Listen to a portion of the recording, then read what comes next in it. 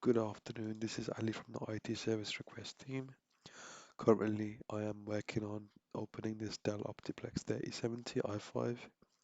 Now, during my research on this desktop mini, I realized that it was running very slow. I believe having multiple applications would slow down the device and have heavy CPU usage, but for this device, it slowed down by quite a lot.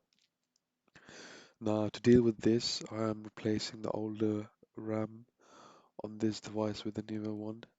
I think I currently have a 16 GB stick with me, so we should be seeing some performance improvement once installed.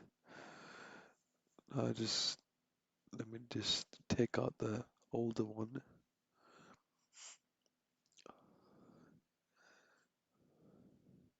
These gloves do get stuck in these areas quite a bit.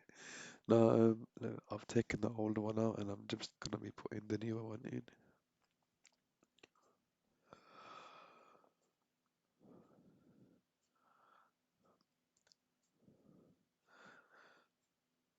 And that's a fit.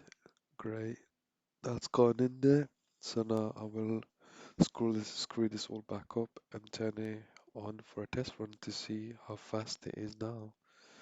I will update you later on. Thank you very much.